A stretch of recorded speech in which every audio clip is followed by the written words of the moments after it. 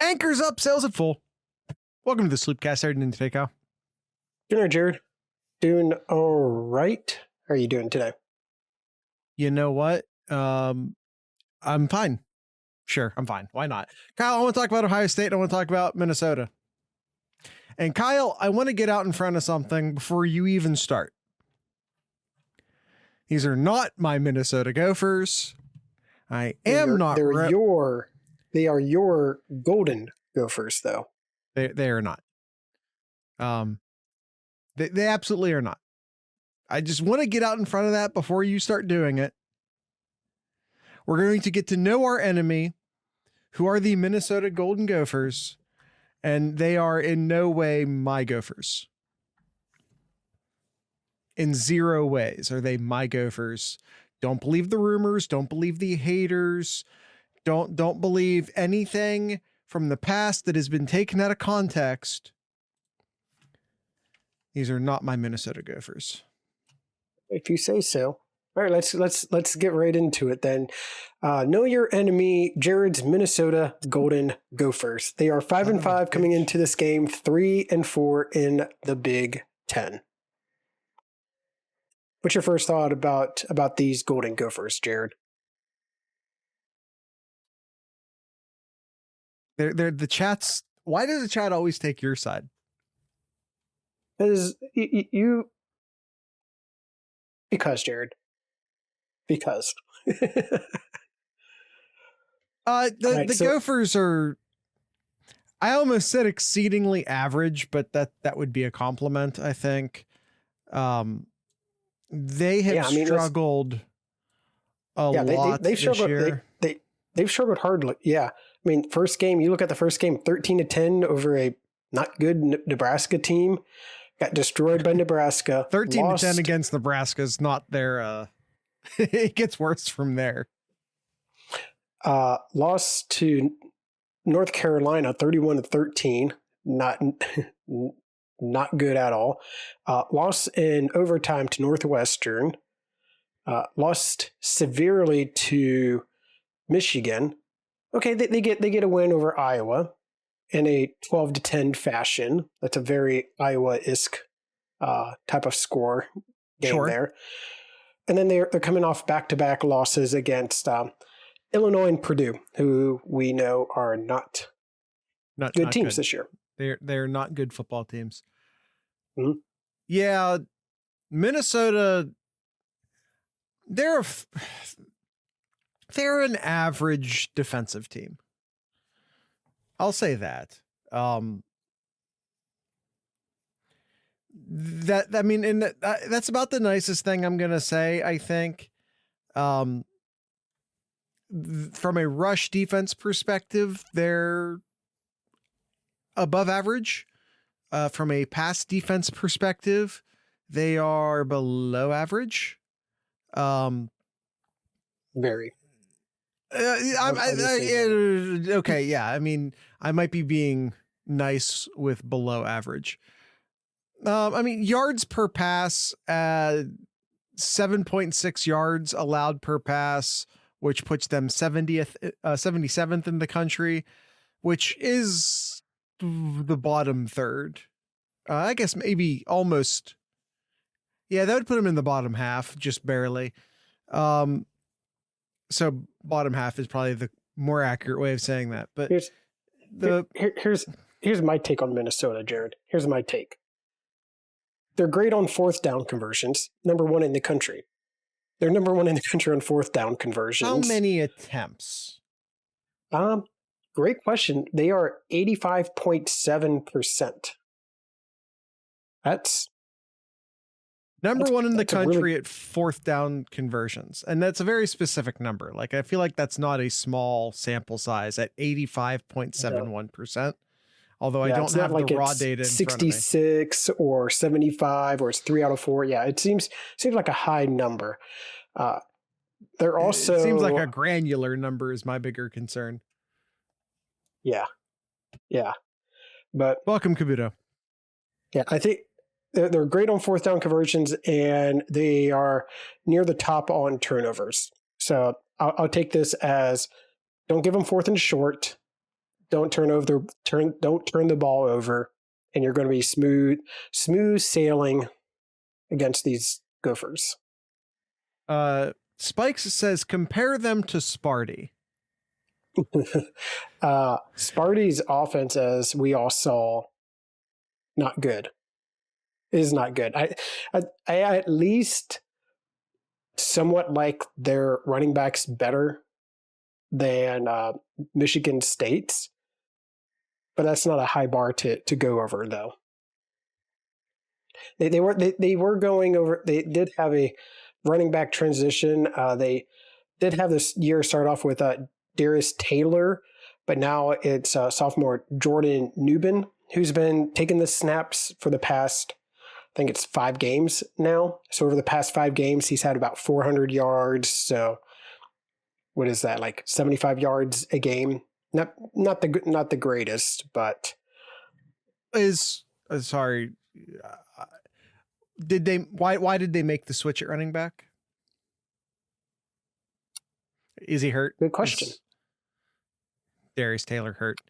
Yeah, and that takes a struggling offense because I actually really like Darius Taylor.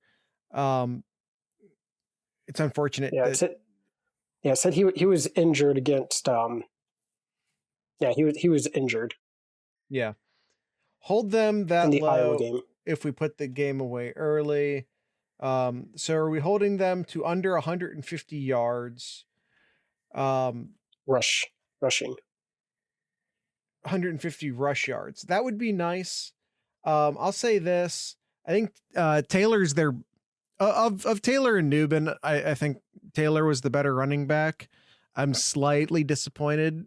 And I assume we're not seeing Taylor this. I don't know the latest on the Taylor injury news. Maybe Kyle can look that up.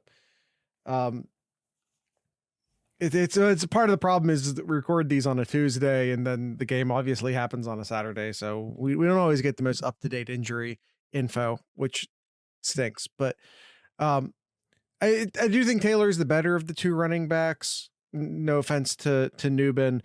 And one of the things I really want to see in this football game, because at this point I'm just very Michigan minded. You know, we talked a lot about and honestly, I think that's going to be the theme of this game is Ohio State going to be thinking towards next weekend here. You got for sure. You got a team who's not good, not that good. I think Ohio State will have a lot of success passing the ball in this game. I think Minnesota's rush defense is.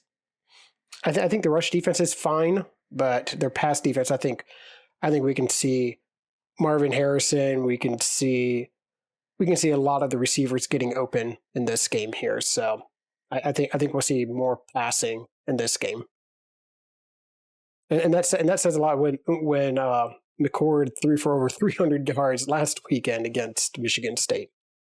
Yeah, and what we were talking about before is that while the Minnesota rush defense is above average, the pass defense is pretty far below average. So, yeah, and Kyle's right. Like, I think putting this game away early, getting to bed early, getting ready for Michigan week is probably pretty heavily on everyone's minds here. Yep. I think that would be ideal. Speaking of injury, so no ransom this game, no ransom for the Michigan game. Correct. Ryan Day came out and said that he will be out for the rest of the regular season. Said that potentially could come back for a postseason, but in my postseason, I'll take that. I'll take that as if Ohio State wins these next 2 games, it goes to the Big Ten championship game. I anticipate Ransom to not play in the Big Ten championship game either. No, I think when Ryan Day said postseason, I think he was pretty. In my mind, he actually said playoffs, but he may not have. But yeah, regardless, he said regular season. Okay, it could come back for postseason. Yeah, postseason to me means playoffs. Reading tea leaves, yes, yeah. He means the playoffs. Yes. Yeah. Of course, he just doesn't want to say playoffs because it's not by no means a certainty Ohio State's going to the playoffs. More on that maybe not. On upcoming. What is a Golden Gopher? Episode. Just a statue? So lame. Is that the story behind the Golden Gopher? I just assumed it was like a golden retriever, except, a gopher. Yes. So wait a minute. The lore of the Golden Gopher is that it's a statue. This is not Big Ten lore I'm up on, apparently. Interesting. Learn something new every day. I will stalk that way. So we always ask what a terrapin is, and we always ask what a there's another one we always make sure to ask, but early 1900s lore, let's go. Exactly. The older the lore, the better.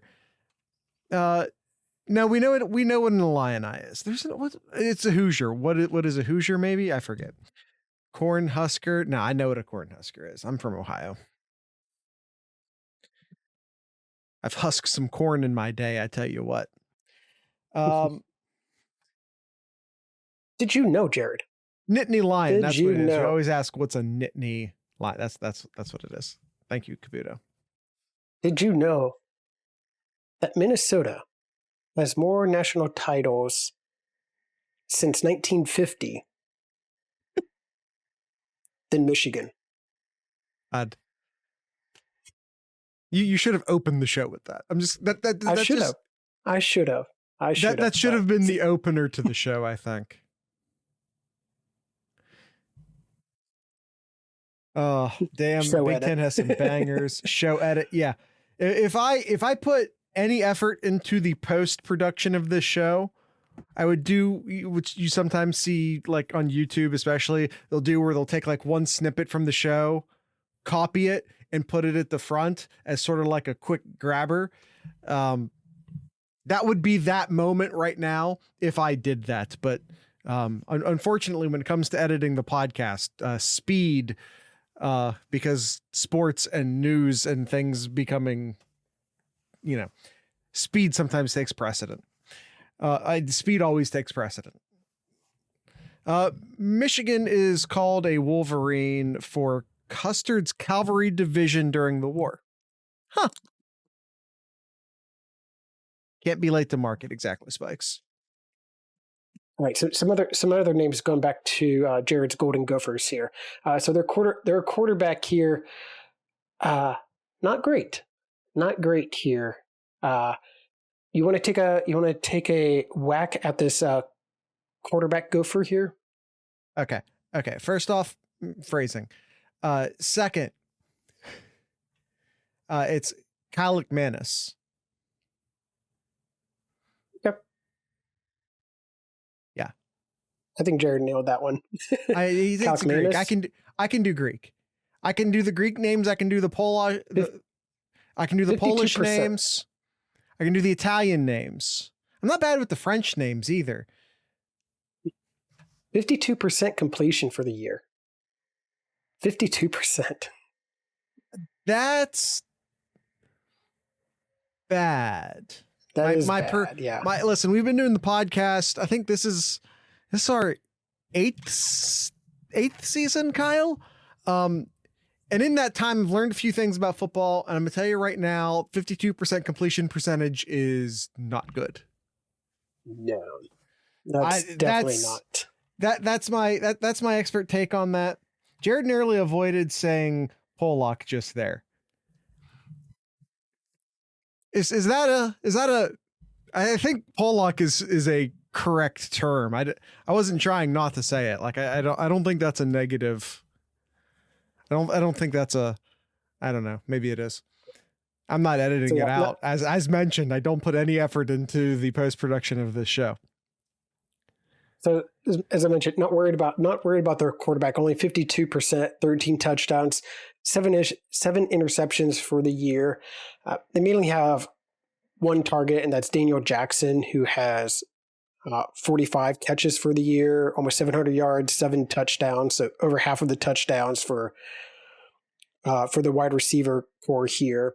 And their next receiver, 26 catches for 334 yards. So you cover Daniel Jackson. Really, I think Minnesota is going to try to run the ball. They've seen the success that some other teams have had against Ohio State and try to run the ball with Nubin. But if Ohio State gets out early like they did against Michigan State last weekend, they're going to try to pass the ball. Not going to be a good day for Jared's Golden Gophers. My Golden Gophers. As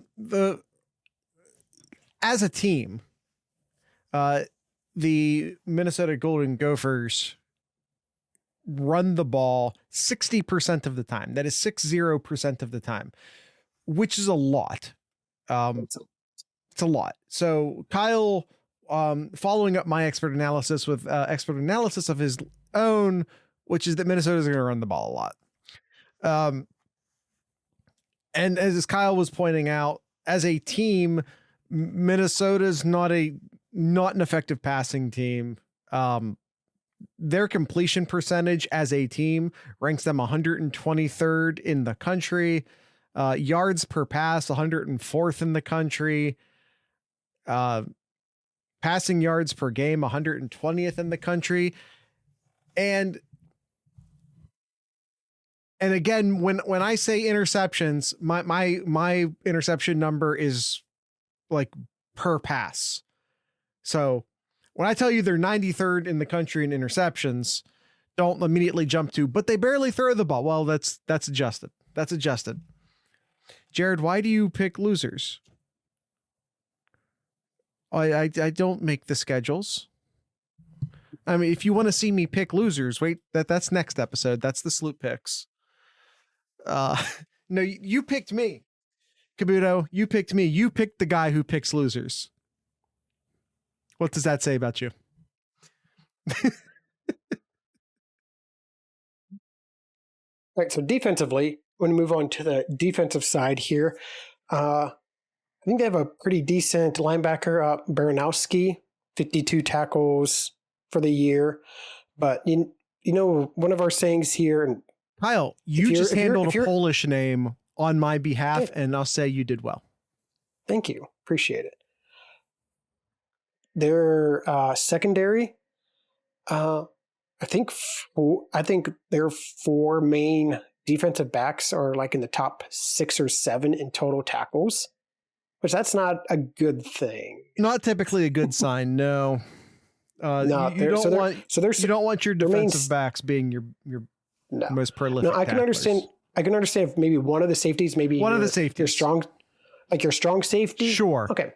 Sure, I can see that. So Tyler Nubbin, I think I can't remember if he's the strong safety, but he's second on the team, 49 tackles. So just 3 tackles from the leading tackler on the team, 4 interceptions for the year as well. So you're going to see Nubbin all over the field there. And then Green, the other safety, is third on the team with 48 tackles. So the main linebacker, 1, and then their 2 safeties are second and third on the team in total tackles. Yeah. And then their corner is 4th with 47 tackles. Yeah. And they're pretty middle of the road, maybe slightly above average as far as sacking the quarterback. So that's good for them, I suppose. And they do generate a lot of interceptions for what that's worth. Yeah. Like I mentioned, Nubbin has 4 interceptions, and their 2 other corners, Henderson and Jones, each have a pair of interceptions as well. So that's 8 interceptions between the 3 of them. Which is more than Ohio State, which is more than Ohio State. No Ohio State player has more than 1 interception in the year. All right, I found some more nice things to say about Minnesota. Are you ready? This isn't even a nice shade of gold. What's that? They have a nice shade of gold. They do, but it's really off-put by whatever that maroon they have going in.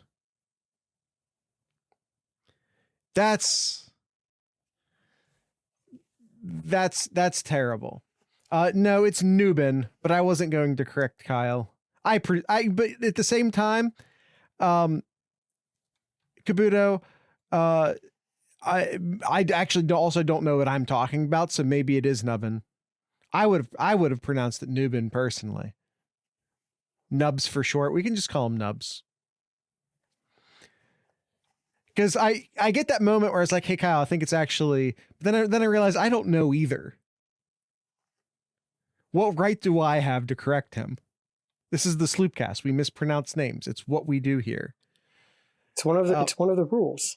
It is one of the rules. All right, Kyle. The nice thing about Minnesota, before you got me distracted talking about colors. I'm curious if they're brothers.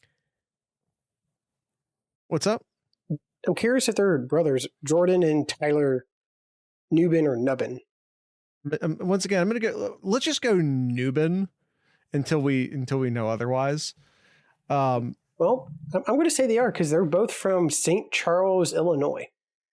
Oh, everyone's from St. Charles, Illinois. It's okay. It's basically bigger than Chicago at this point. Or maybe you're right. Soft R on I don't know what that means. The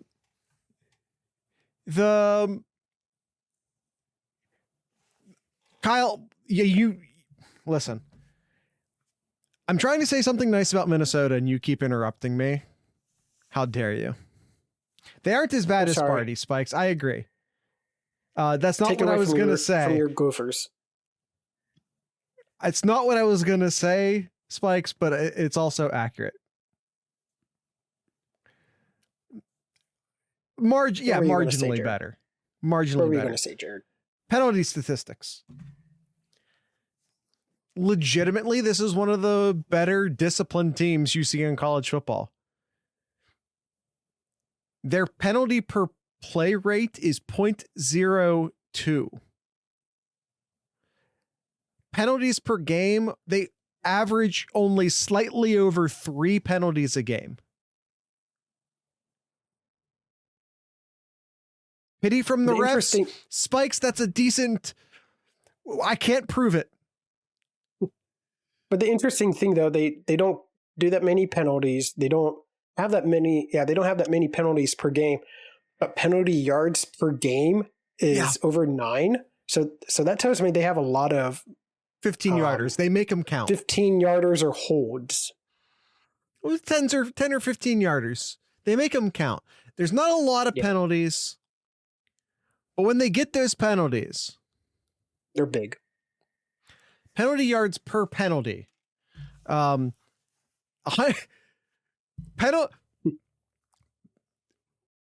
per play, 0.02.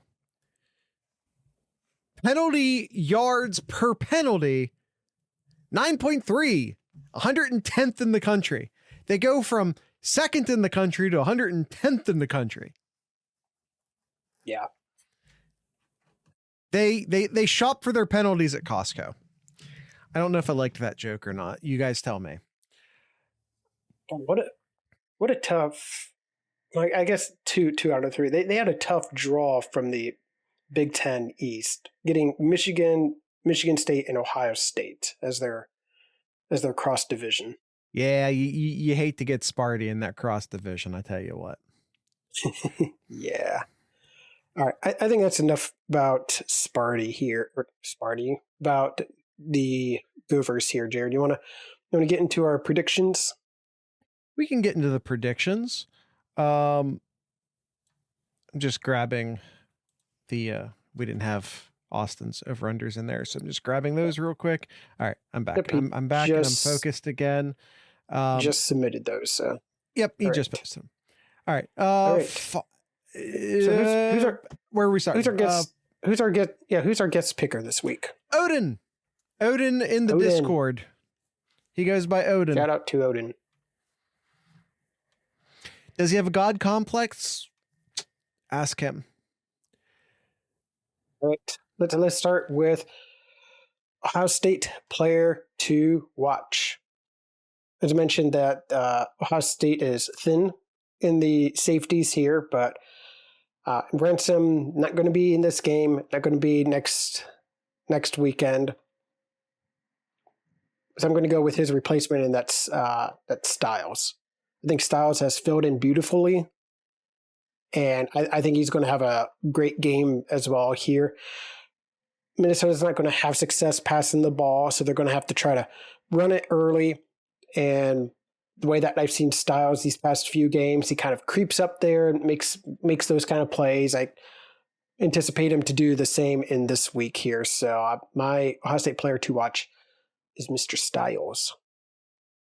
I'm going with Mike Hall and Tyleik Williams up the middle. I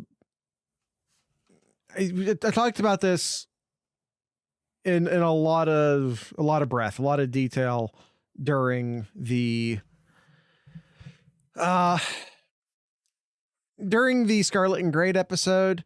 I'm very concerned. I'm very concerned about Ohio State's run defense right now. So, and Minnesota is a running first, second, and third team. It's gonna be my main focus here. So, right up the middle, Mike Hall and Tyleik Williams. All right. Odin here. Wow, he wrote himself some paragraphs here. All right, Ohio State player to watch here. Great first half for Michigan State. I don't think they wanted to release anything in the second half, and I don't blame them. So happy to see Hicks play along with other backups like Hartford, etc. And I'm hoping that happens this Saturday too. Players to watch would be Cody Simon. He's going to have a great game if Tommy is still out. May get an interception. They need to show up against the Gophers offense because it looks like they have the ability to put up points. Let's hope Proctor will be back too. Last two games, defense has either looked tired or, in a way, not the same that they've been in the first many weeks. This is a good game to come back from and look dominant. Also, we need to fix special teams. That Michigan State fake punt was the most obvious setup of all time, and Michigan's going to see that, and they will pounce on it if we don't fix that this Saturday. Minnesota, 22.5 points per game, ranking 92nd in the country. Enemy player to watch. I'm going with the running back, Nubin. This is my theme. This is what I'm doing here. I need to see Ohio State's run defense get better. PJ Fleck wants to be Tressel so bad. You are not wrong. In fact, you're right. And I got the other Nubin or Nubbin as my Minnesota player to watch here. As I mentioned, second on the team in tackles, 4 interceptions for the year. He's going to try to be a nuisance in that middle of the field there. He's the player to watch in my mind. All right. What does Odin say, Jared? Oh, I guess I'm doing it. Minnesota 5-5, which may look better than Michigan State because they were a 3-win team when we played them. But remember how Minnesota barely came out with a few wins, especially Nebraska game. I think they're better than MSU on offense, especially with a quarterback. That defense is doo-doo, though. Player to watch for the Gophers, I think, should be their quarterback. Greek name, I'm guessing, too lazy to type it out. I wouldn't listen. I'm glad I didn't have to spell it off rip today. He came off a great game versus Purdue, and it seems like he's got a running back that can also relieve pressure off of him if needed. Seems as if ESPN is calling the spread at 27.5 for Ohio State. I think that's a great call.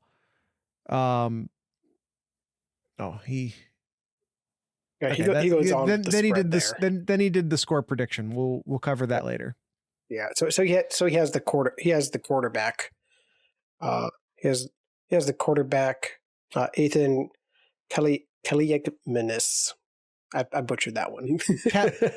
Yeah, you did. All right, key matchup, Jared. Key matchup. I have Ohio State running back versus their third linebacker, mainly Baranowski. There we go. Got it the second time there. I think I know I mentioned that Ohio State is going to be passing a lot too, but they still need to have some running presence there, and I think that's the matchup to watch here. I think Ohio State's offensive line is starting to get some momentum, get some confidence back in them. So I think they'll do pretty well in this game, but it's got to be the running back versus the linebacker to watch. Which Duolingo link is that, Kabuto? Is that for Greek or for Polish? Out of curiosity. That's just generic. That's just generic. Yeah, well, it's a joke, Kyle. I can also read the link. It was a joke. What's your key matchup, Jared? I have the Gopher interior offensive line versus Ohio State's defensive tackles. I have seen it one too many times this year where Ohio State's defensive line gets pushed off the ball during the run game. That all right. It needs to be corrected. Needs to be corrected quickly. All right, and I'm going to guess based on Odin's paragraph here. He talks about the special teams here. So I'll just put in here. It's the special teams for his key matchup. Didn't want to read it. Did he? Okay. Yeah. All right. Where are we at? We're on to the spread pick. We locked this in at 27.5, which is to say our CBS app locked this in at 27.5. I'm gonna go Minnesota here. That feels like a lot of points. It feels like a lot of points. I feel like Ohio State's going to be very happy to sort of put this game away quickly, and move on. It's time. It's like, hey, get on to hate week. I think is about where we're at right now. What you got for the final score? Something funny sex number. I don't know.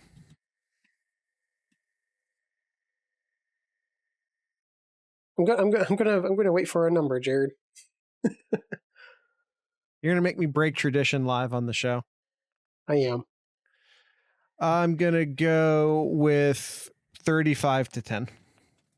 35-10. That's very similar to what I have. I agree. I think if Ohio State wanted to, they could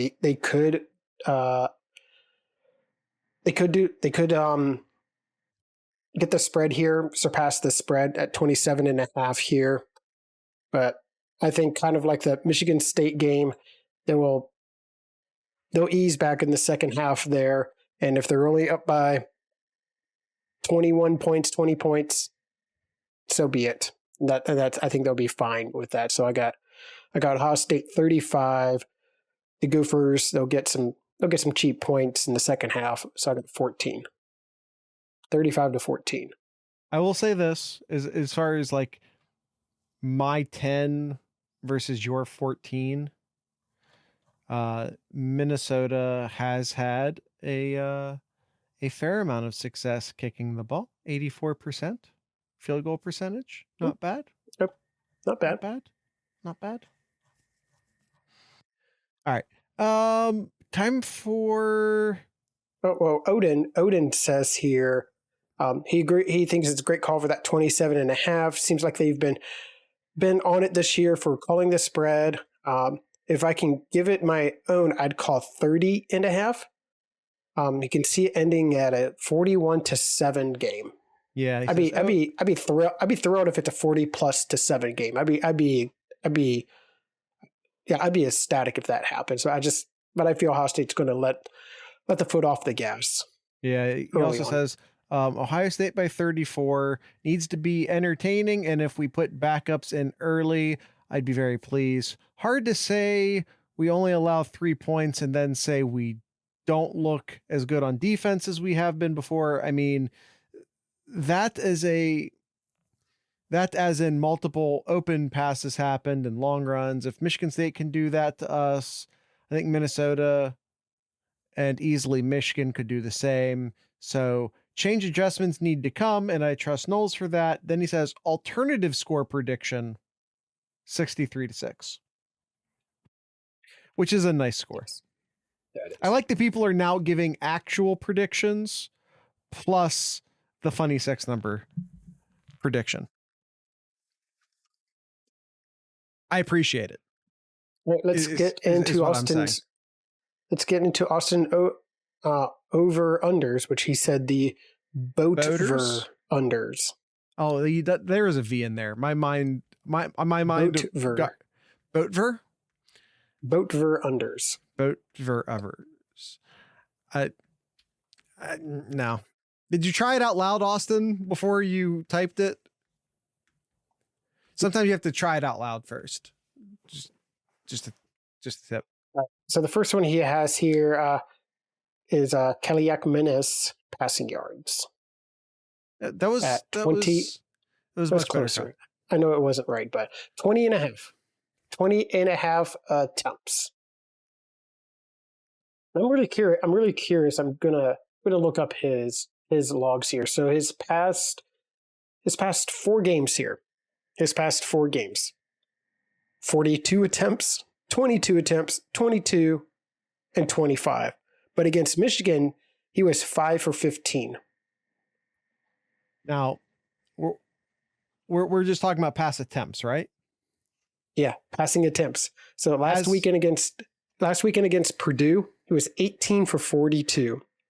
Against Illinois, 11 for 22. Against Sparty, he was 14 for 22. Against Iowa, he was 10 for 25. What was it against Michigan? 5 for 15. So you playing along, that's a 42% completion rating, 50, 63, 40, and then 33%. Yikes. Yeah, all of that averages out, by the way, to... I'll go over. Sorry. Kyle says he's going over. All that averages out to about 25 pass attempts per game. And my initial thought was, well, they're gonna have to throw a lot because Ohio State's going to put them down early. But then my second thought was, what if Minnesota just doesn't run that many plays because they don't get that many first downs? And what if Ohio State tries to just kill the clock and Minnesota just doesn't get that many opportunities as far as number of plays? So I talked myself into the over, then I talked myself into the under. I think I'm going to go with my second thought and say under. All right. All right, next one here is Ohio State rushing yards over under 167 and a half. 167 and a half. I'm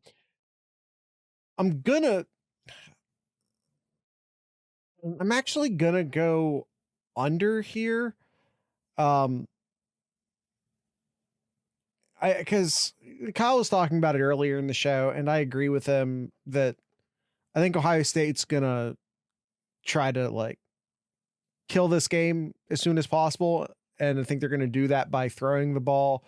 I think Ohio State's really trying. I think Kyle McCord's starting to get into a rhythm. I think they're going to want to build on top of that while they can.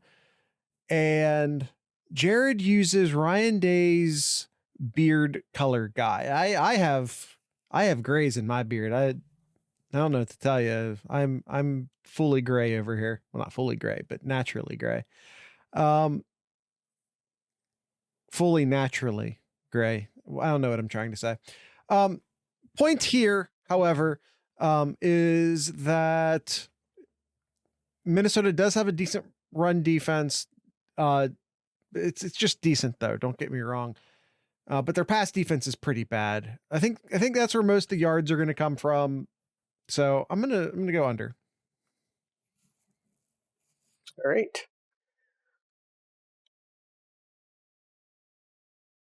Did you give it? Yeah, I got under. I got under as well for the rushing yards as well too. Pretty much what Jared said. They'll be passing the ball a lot more, less carries. Yeah, under. Minnesota first downs achieved 7.5. Seems very low. I feel like this one's a trap. I'm going to go over for this one. And now if you change that to, let's just say, like 3.5 first downs in the first half, I'll probably take the under on that one. But I think, like I said, I think they'll get some cheap yards and maybe some cheap points in the second half. So I think they'll get over that 7.5 just because of that. Yeah. I'm gonna go under. I'm going under. That's it. I'm just trying to quickly look at their past few games here. So last weekend they had 21 first downs. Against Illinois they had 16. But I think the biggest question is, let's look at the Iowa, Michigan. Yeah. So they had 12 against Iowa. Okay. Against Michigan, 10. Should I switch? I'm okay. You convinced me. I'm switching to over. Okay. Stover catches 4.5 since October 1st. And yes, Stover's been injured for a couple of games, but only missed one of them, like fully. Yeah, but then the one he was in, he still didn't get a catch in that game. Since the 1st of October, he's only hit 4.5, the over on that once, and that was last weekend. So I'm going to go under with this one. Anytime we get hyped up about a tight end had a great game, oh, they got a lot of catches, oh, they got multiple touchdowns, this is the year. And yes, this is the year of the tight end here, but either it's going to trend back where he's only going to get 4-3 catches in this game, or Ryan Day realizes, hey guys, Stover's not that far off from the Ohio State record. Let's get him the ball more. But that's not going to happen. So I'm going to go under. All right. Call me crazy here, Kyle, but crazy. Thank you. I think Ryan Day's goal as far as the passing game is just to keep building with Kyle McCord. That's it. He doesn't care about stats. He doesn't care about this. He doesn't care about that. I think Ryan Day's number one goal right now with the offense is to just keep Kyle McCord in rhythm, gaining momentum, gaining confidence, and I think the best way to do that is by giving him his his underneath safety blanket versus his over the top safety blanket. So I'm gonna go over on this one. I know the odds are against me. I know. I think the number might be a tad bit high, but I'm still gonna go over. Yeah. All right. So Jared's going over on that one. Minnesota yards per carry, 4.75. God, Ohio State better get the under on this. God, they better get the under on this. We talked a lot about this on our Monday episode here. Ohio State's got to fix that rushing defense here. If it's over 5, man. It's been over 5 a lot lately. Man, now, if it's over 5 in this game, oh boy, there is going to be a lot of concern going into the following weekend. Lots. With Tommy playing for part, I doubt it. I really the problems with the Ohio State run defense, we're not isolated to last week. Computer, I think that means you're leaving. Bye. Peace out. I don't think it was isolated to Tommy. I think that they've been having run defense issues since Purdue, at least since Purdue, maybe further. And Tommy was perfectly healthy for most of those games.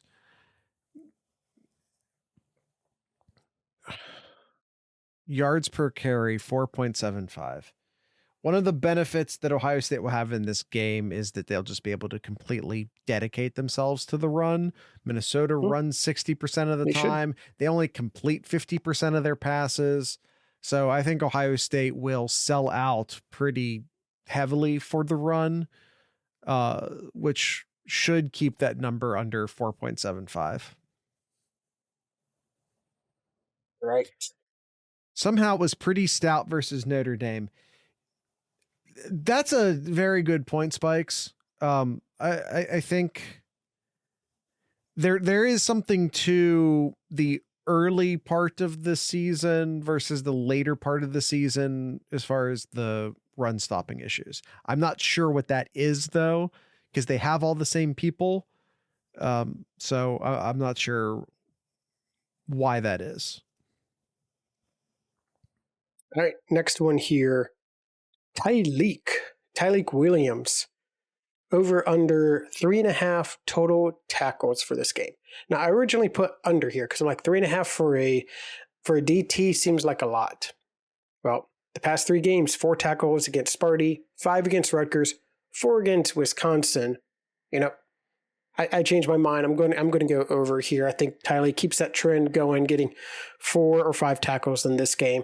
And if he gets that many tackles, that tells that Ohio State's doing very well in stopping the run. My bigger concern is, where is he making those tackles? Fair.